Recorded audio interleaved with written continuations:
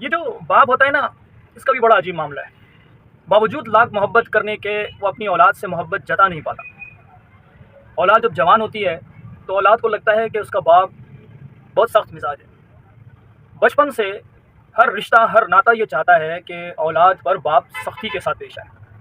بات بات پہ اولاد کو ڈرایا جاتا ہے کہ دیکھ تیرے باپ آ رہے ہیں، تمہارے والد آ رہے ہیں، ہم ان سے شکایت کر دیں گے۔ اور باپ کو پھر ایک بہروپیہ بن کر، اداکار بن کر غصے والا کردار ادا کرنا ہوتا ہے۔ ماں بھی یہی ڈراتی ہے، نانی، دادی، چاچی، جتنے بھی رشتے ناتے ہیں سب اسی بات سے اولاد کو ڈراتے رہتے ہیں کہ دیکھو اگر تم نے یہ غلطی کی، اگر تم نے یہ حماقت کی تو پھر تمہیں سزا ملے گی، تمہارے والد صاحب کو بتایا جائے گا۔ والد صاحب کو بتاتے جاتے ہیں، شکایتیں کرتے جاتے ہیں، اور اس کے ہاتھوں سے اولاد کو ڈانٹ پڑوا کے اس کو سیدھی راستے پہ لانے کی کوشش کرتے ہیں۔ ایک وقت آتا ہے کہ اولاد یہ سمجھنے لگتی ہے کہ باپ تو دشمن ہے اور ماں لاڑ کرتی ہے، ماں پیار کرتی ہے۔ بچے آخر کار ماں سے اٹیچ ہو جاتے ہیں، باپ کو دشمن سمجھنے لگتے ہیں۔ باپ آخر وقت تک سمجھا ہی نہیں پاتا کہ بیٹا یہ تو میں اداکاری کرتا تھا تاکہ تم غلط راستوں پہ نہ جاؤ، تاکہ تمہاری تربیت ہو سکے۔ یہ بات کرنے کو تو میں کر رہا ہوں، لیکن شاید میں ہر باپ کی ترجمانی کر رہا ہوں۔ بہت سارے والدین یہ بھی کہہ سکتے ہیں کہ جناب آپ نرمی سے بھی بچوں کو پال سکتے تھے۔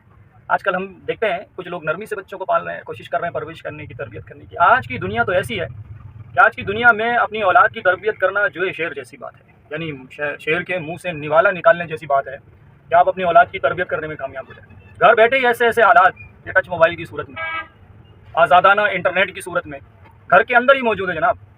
آپ کو معلوم ہی نہیں، آپ کے سامنے بیٹھ کر آپ کا بچہ جو نظریں گاڑے ہوئے ہے اس موبائل کے اندر، وہ کیا دیکھ رہا ہے، کیا سیکھ رہا ہے، اس کو کیا میسج مل رہا ہے، کیا پیغام مل رہا ہے۔ ایک کلک پر سارے زمانے کی گندگی، غلاظت ہم سب کی نظروں کے سامنے ہے اور آپ کی اولاد کی نظروں کے بھی سامنے ہے۔ اب چونکہ موبائل ہر گھر کی ضرورت ہے، ہر انسان کی ضرورت ہے، جدید دنیا ہے، جدید زمانہ ہے، واٹس ایپ بھی استعمال کرنا ہے میسیجنگ کے لیے، پکچرز کے لیے، تو آپ کو یہ موبائل بھی لینا ہی پڑتا ہے۔ ہر باپ دلاتا ہے اپنے بچوں کو موبائل، لیکن میں اپنے بچوں سے مخاطب ہوں۔ آپ نے محنت کر کے موبائل کما لیا، یا میں نے، یا ایک باپ کی حیثیت سے آپ نے آپ کو موبائل دلا دیا، تو دیکھو اب اس موبائل میں تمہاری جو بھی سرگرمی ہے اس کے تم ذمہ دار ہو، تمہارا باپ ذمہ دار نہیں ہے۔ ایسا نہ ہو کہ باپ تمہیں نصیحت کرتا رہے کہ دیکھو بیٹا اس میں جو برائیاں ہیں، اس میں جو گندگی ہے، اس میں جو غلاظت ہے، اس میں نہ پڑنا، اسے دیکھ کر اپنی آنکھوں کا گناہ نہ کرنا، اور اس کی جو ٹرکس اس میں بتائی جا رہی ہیں، غلاظتوں میں جو کچھ آپ کو سکھایا جا رہا ہے، آپ اس کے پیچھے نہیں پڑ جانا، آپ اس کو اپنی زندگی میں شامل مت کر لینا۔ یہ تو میں نصیحت کر رہا ہوں بھائی، ایک باپ کی حیثیت سے میں بے بس باپ ہوں، میں نہیں، میری طرح ہزاروں لاکھوں کروڑوں باپ ہیں جو بے بس ہے۔ آپ اپنی اولاد کو موبائل دینا مجبوری ہے، لیکن ان کو تربیت دینا، ان کو نصیحت کرنا، ان کو سمجھانا بھی باپ کی ہی ذمہ داری ہے، کیونکہ باپ سے ہی اللہ رب العزت پوچھیں گے کہ تو نے ہی یہ شیطانی فتنہ اس بچے کے ہاتھ میں دیا تھا، اور جس کے نتیجے میں اس نے بے شمار گندگی، غلاظتیں اپنی کھوپڑی میں اتاری، اپنی ذہن میں اتاری، اس کی تربیت کا حصہ بن گئی۔ اب وہ ہر عورت کو گندی نظر سے دیکھتا ہے، کیونکہ وہ میڈیا پہ جو عورتیں نظر آ رہی ہیں وہ اتنی پارسا تو ہوتی نہیں ہیں، اور وہ اپنے حلیے سے وہ کوئی شریفوں والا حلیہ تو رکھتی نہیں ہے۔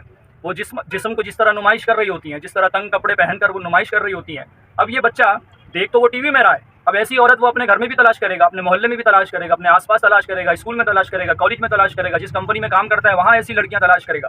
اس حلیے کی لڑکیاں اس کی تلاش بن جاتی ہیں۔ تو بھائی میں کہنا صرف اتنا چاہتا ہوں کہ والدین کی مجبوریوں کو سمجھو۔ والدین اگر آپ کو کوئی سہولت دلواتے ہیں، کوئی سہولت آپ تک پہنچاتے ہیں، تو اس کا یہ مطلب نہیں ہے کہ آپ کے ہر کیے کا وہ خود ذمہ دار ہو گیا۔ لیکن نوح علیہ السلام نے بھی 950 سال تبلیغ کی اپنی قوم کو، اپنے گھر والوں کو۔ بدقسمتی رہی کہ ان کی بیوی ہدایت نہ پا سکی، ان کا بیٹا ہدایت نہ پا سکا، لیکن نوح علیہ السلام پر اس بات کی کوئی پکڑ نہیں، کیونکہ انہوں نے نصیحت کی تھی۔